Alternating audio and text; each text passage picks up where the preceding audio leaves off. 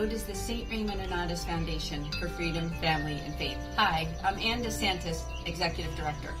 In 2015, the Mercedarian Friars came together because they wanted to start a foundation to help families in crisis. And that's exactly what we've been doing over these years, whether it be something to do with divorce, separation, trauma, job loss, loss of a loved one, or other adversities. We've helped so many families get through those tough times through the spiritual works of mercy. We'd love to hear from you. Please do get in touch with us for our services. They are prayer, priestly consultation, podcasts and videos, and programs and events. We look forward to hearing from you. Just go to nonotus.org and get in touch with me. I look forward to hearing from you. God bless.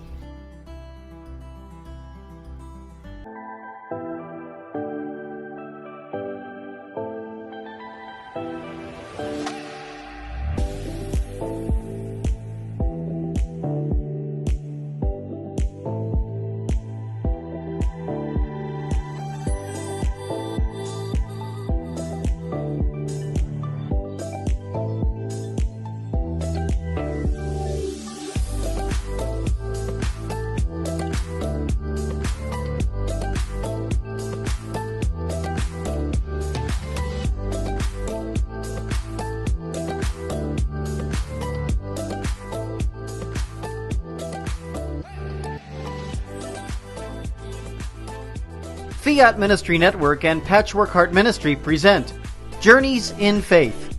Now, here's Anne DeSantis.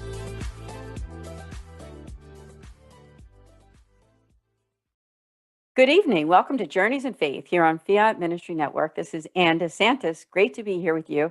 I have a wonderful guest for you all this evening. I have Alim Howell. Alim, thank you so much for joining us on Journeys in Faith. Thank you for having me. Yes, I know it's been a long time coming that we've been wanting to do this program. So glad that we could do this, because now not only will we talk about your faith journey, but we'll talk about those two nonprofits, the Race for Peace and Urban Navigation. And for those who are watching right now, and you might want to just go online and check out those websites there, raceforpeace.org. We're going to unpack that during the show. And also Urban Nav, that's NAV as in Victor.com. Let's start out with your bio, and we'd love to hear your own personal faith journey. Is that Alim Howell is a community activist, advocate, and nonprofit organization liaison for Race for Peace and Urban Navigation, and he lives in Delaware County, PA. So he's not that far away from where I'm located here in Philadelphia, but our audience, of course, is all over the place. So let's just start out with you. Tell us about your family, where you're from, and of course, we'd love to hear that faith journey. Yes. My faith journey, I would say personally, it's very strong. Sometimes, not to sound insulting to your viewers or insulting, basically. Some people can be non-believers. Sometimes people don't have a relationship with God or Jesus Christ, and sometimes they just don't believe. It doesn't mean they're a bad person. It just means that sometimes they just think the universe can provide and stuff. But sometimes with things that you can't explain, like health or anything very, very tragic in a life, you have to put your faith in something. And that's why I thought this show made perfect sense, because with everything going on in our current society, with violence and just mayhem, and you see what happened in New York and Buffalo, sometimes we have to channel our emotional side and our mental health in a religion. And I grew up a Baptist Christian. And that's how I grew up, and that's how my parents raised me. My name is a Muslim name from the Quran, and it means, the definition is a knowing person, strong knowing person. And throughout my childhood, I actually have a one prop here that my family gave me. It's called Bible Stories. And so when I was a child, my parents would read this story to me, Bible Stories. And they would read this book, and this was given to my grandparents, to my parents back in the late 90s or early 2000s. And see right here, this is my grandparents to my parents, to my mom and dad. And this is a story we would read as a child. And my relationship with God, I pray a lot. I do. You know, life is far from perfect, you know, and it's best to pray sometimes, again, to like channel your emotions. Sometimes when you do something out of anger and out of sadness, it's just not good. And then that's when violence and arguments come upon and come to light. But sometimes if people get involved with a religion, you know, that's just a good way to channel, you know, what's going on inside of you mentally and everything. You know, for mental health reasons, sometimes it's good to have a religion because that's some way you can cope. And throughout my path growing up as a child, it's I was involved in my church. I was involved. I played the drums for my youth choir, and we participated in church. I would say 2 Sundays out the month. Yeah, 2 Sundays out the month we would go to church. So twice a month on a Sunday we would go to church, and we would participate in communion. And I went to Sunday school growing up as a child. And sometimes as you get, you know, I'm in that millennial age group. Sometimes we're just so busy sometimes with trying to do work and do a lot of things at once. Sometimes we don't have time sometimes to go to church physically, but mentally and emotionally we're still there, you know. Yeah. Thank you for sharing so far. I mean, I think that all of us, we can recognize that all of us are on a different path with God, right? So thank you for sharing that, because it's really important to recognize that no matter who we are, where we are, that God is with us and He's calling us to that relationship. So thanks for sharing. That's beautiful, especially that Bible, and you know, I'm sure that's a real keepsake for the family there.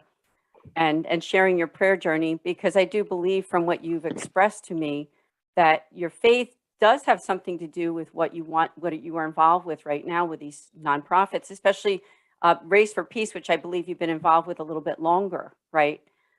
Yes. And I know that it is a nonprofit, a community nonprofit. Why don't we just take a little bit of time, just tell us about how were the beginnings of that? How did that come to be? Because I know that your family is involved with it as well. Yes, it came to be by my dad. That's how Race for Peace started. He is the founder of Race for Peace. And now our cousin is the president of Race for Peace, but he'll always be the founder. And then basically our cousin's going to be doing more of the legwork from here on out. And it started in 2016, and we are a 501c3 nonprofit organization through the IRS. And Journeys, the title of your show, Journeys in Faith, it just makes sense. Journeys in Faith, Race for Peace. When you think about those 5 words, you know, with the police, with the violence, with just the drugs, just everything that's going on currently, COVID-19, Russia-Ukraine war. I mentioned New York and Buffalo. It sometimes just everything that we're doing sometimes involves faith, some type of faith with police officers. If they make a mistake on their job, you know, sometimes they just have to believe that they just won't do it again. It all comes into light with the faith, you know, because when you think about what happened in New York, that people lost their loved ones that day. And, you know, instead of having, trying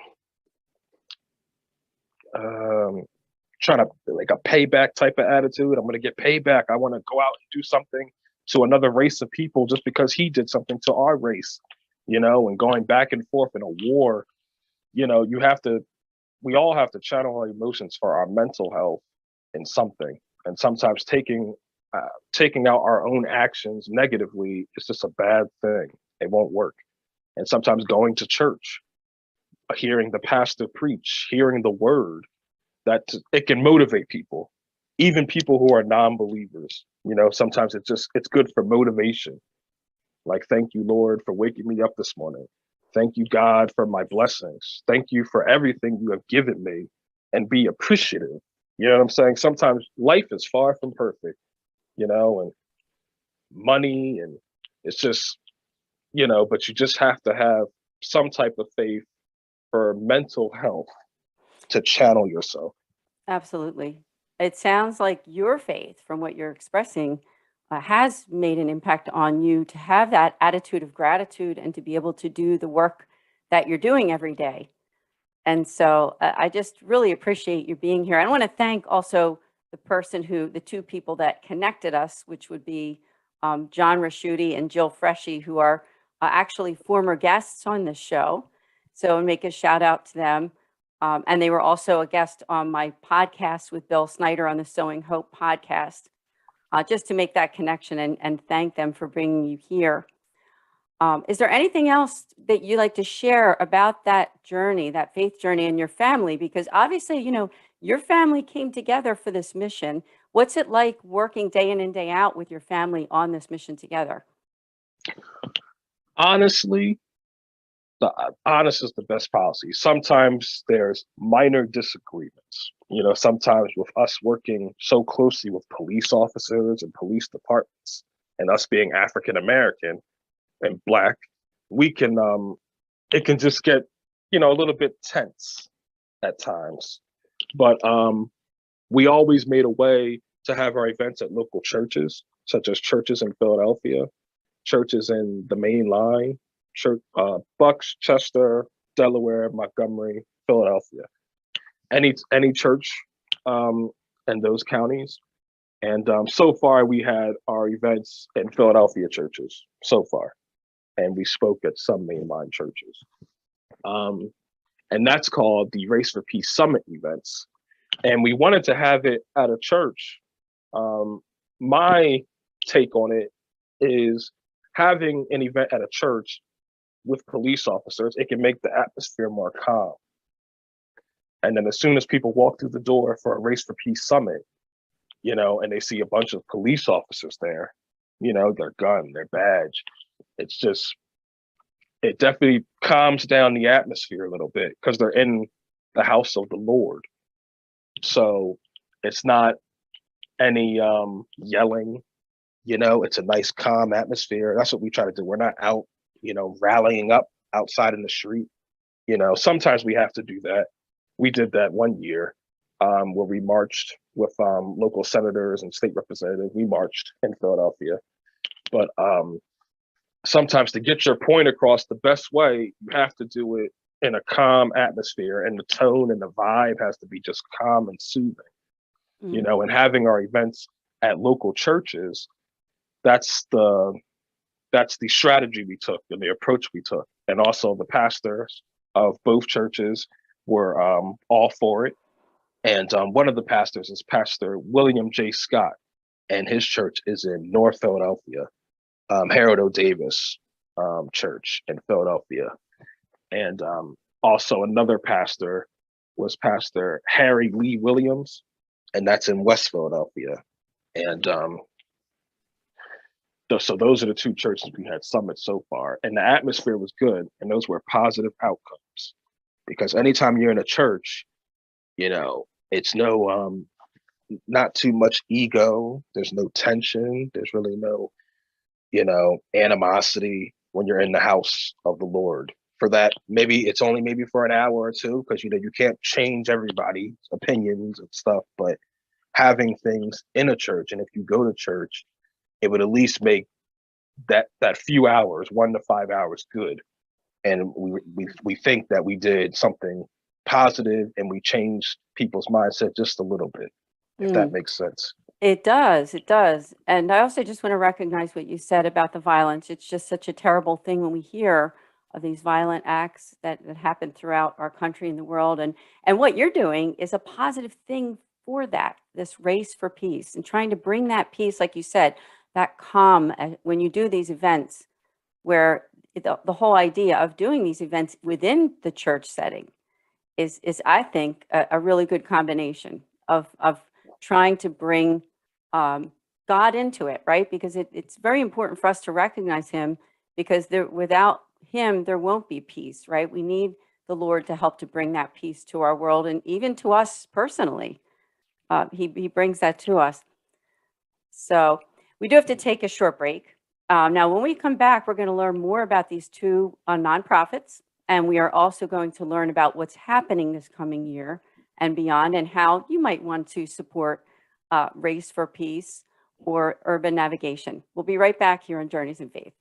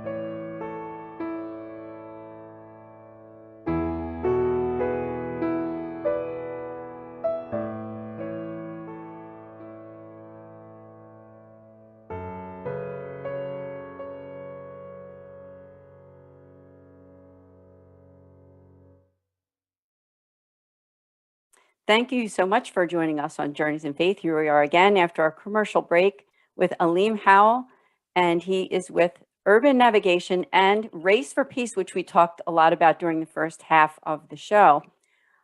Tell us now also about both of these nonprofits, and how do they interchange together? How do you support both and working for them? Race for Peace is trying to build a better relationship with our local and fellow police officers. Urban Navigation is an avenue and a place to go to for all youth to get mentorship and to get guidance. So especially with the ATV dirt bike riders, they can get guidance and they can get help if they need it. You know, we all need help, but then especially for our youth, and I would say under the age of 19, because once you're 21, sometimes you just, things start to click. Things start to just fall into play, and understand you have to be responsible. You have to be on time. You have to maybe not do things. We're not teenagers anymore type thing. So you're adulting. But Urban Navigation is really good for the youth. And any youth that need guidance, they can go to Billy Penn Studios in Philadelphia in room 210.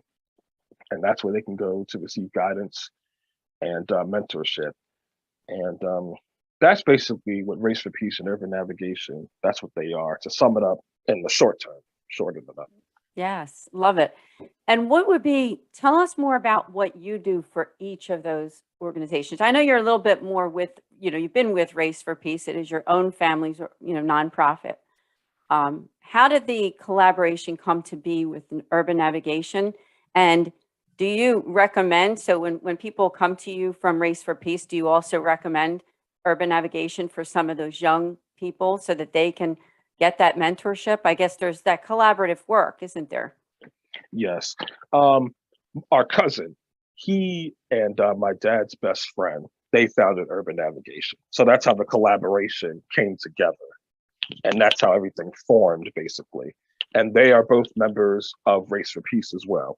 And basically, in my own words to describe it, I do recommend people for Urban Navigation because sometimes it's just so controversial with the police sometimes, especially what happened with George Floyd, Breonna Taylor, Walter Wallace Jr. So Urban Navigation is good if people still have just a slightly negative mindset about police officers. Anytime you see a police car driving on the road, wherever you are, whatever state, wherever you are, and it's just, sometimes you just get a vibe, and sometimes it doesn't even matter the color. Sometimes it could be any color people to any ethnicity. Sometimes just, oh, the police are driving by, the police are walking by. They're just so standoutish. It's almost like you're looking at a big star celebrity or something like walking around. It's just like they're police officers. You can't not recognize them. So urban navigation was good. And I'm glad they found it and started it, because if people just don't want to be a part of the police, they can go to something else. So it's good that we have basically Race for Peace and urban navigation. I would call that the sister partner organization of Race for Peace. Like, yeah, a partnership organization. Yes. And are they located near where you are too physically? Is it the physical location around the same area of urban yes, navigation? Okay. yes, And I guess for our audience now, you know that our audience isn't just the greater Philadelphia or Philadelphia area. We do get people from, all over the country. Are there ways that they can help? I mean, you are a nonprofit, so obviously you take donations. Do you specifically work within, and I think you do, within that, Philadelphia, greater Philadelphia area, or does it go a little bit further and beyond that?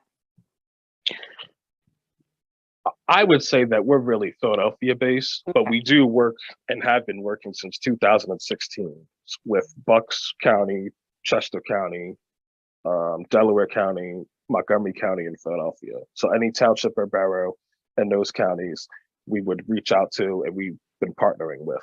And we're Philadelphia based, but then we work with all the counties too, in the local Delaware Valley area, greater Philadelphia, Delaware Valley area.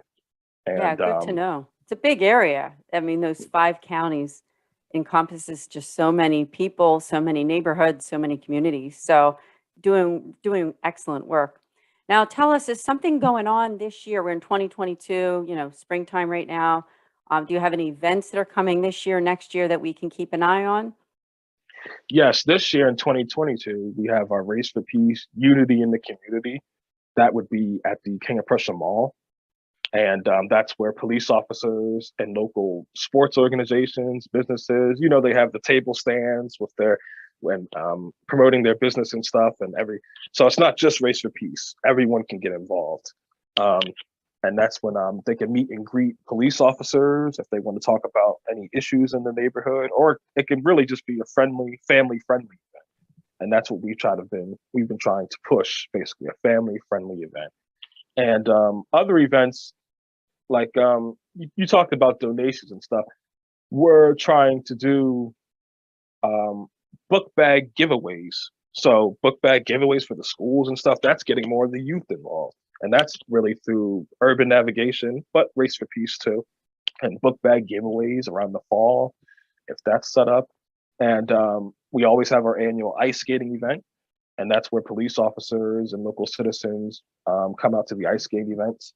And we're also trying to get more of the Philadelphia sports teams involved, like the Philadelphia Flyers and stuff. I believe, the Flyers mascot Gritty, he may show up to our ice skating event, and sometimes sometimes it's tough to get the players, but just to have them involved. I know they probably know about us, and I've been communicating with the professional sports teams, but it would be nice if we had maybe sometimes players to show up, especially maybe at the King of Prussia Mall event, just make an appearance or something.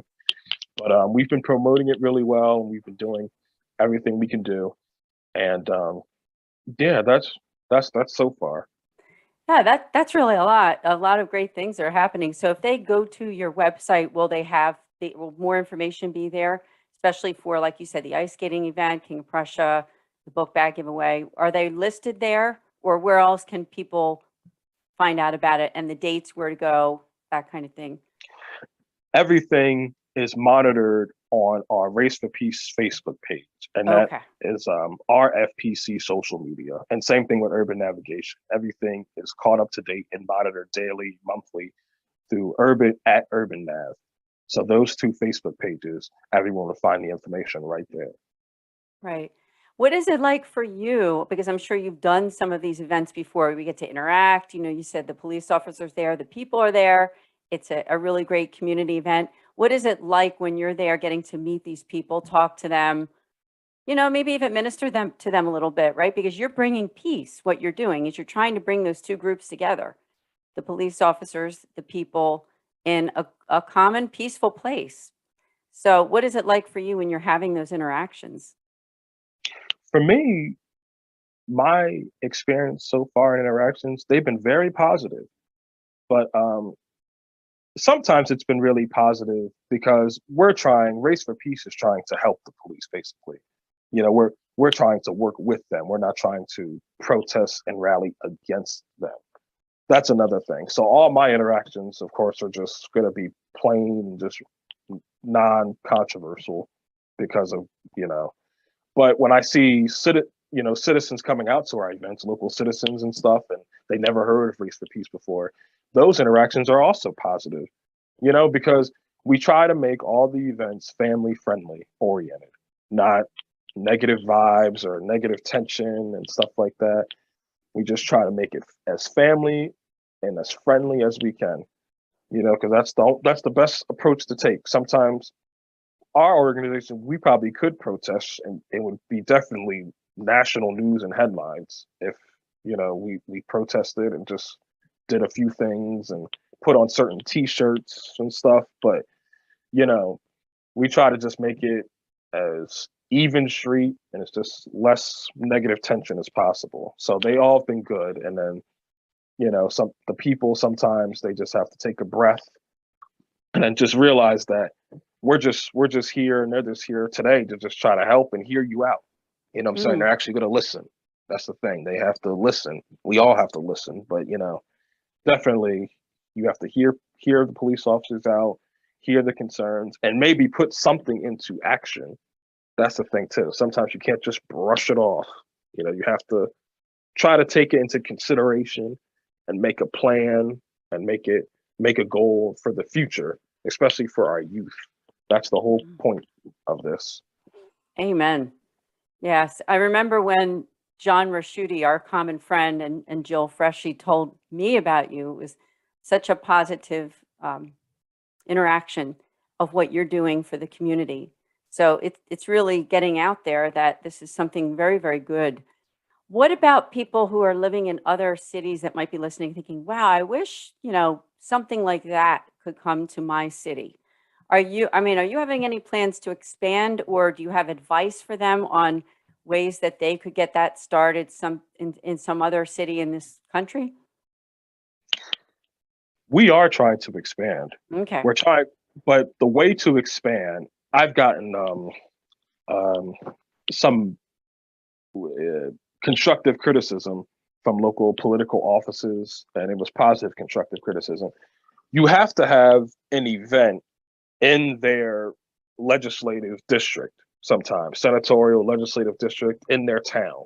So if we wanted to expand, the honest way to do it is just say we want to go to New York and Buffalo. We would have to go to New York and Buffalo and plan an event there, contact their township building or their borough, their city building, their police, the Buffalo Police Department. That's what we would have to do and try to coordinate an event. So the way to expand is you just have to point blank and plain have an event in their state or in their town. That's the thing. Go to Atlanta, we can have an event there. That's how you do it.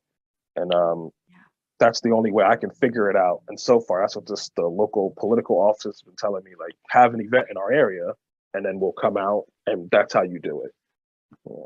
Yeah, that's great advice. And, you're on this show that maybe some people who are not from our area, and I'm pretty sure that they are watching that are from outside, definitely connect with you and go on those two websites and be generous, right? And again, those websites are raceforpeace.org. The other one is for urban navigation is urbannav.com. And do go on those Facebook pages because, as Alim said, they're very active there. They announce when these events are going to be, especially these fun events like the ice skating and the one that's going to be at the mall and other things that are coming up, and the back to school one that you mentioned about the school packs, right?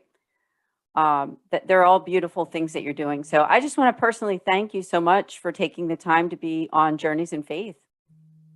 Thank you. Thanks again for having me. I appreciate it. Yes. So for all of you, again, check out those websites. Alim, thank you again for joining us, and we'll see you all here next week on Journeys in Faith. God bless.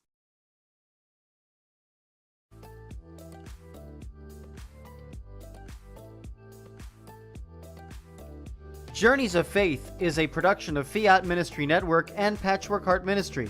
For more information about Journeys of Faith, email info@fiatministrynetwork.tv. And be sure to friend, follow, and like us on social media.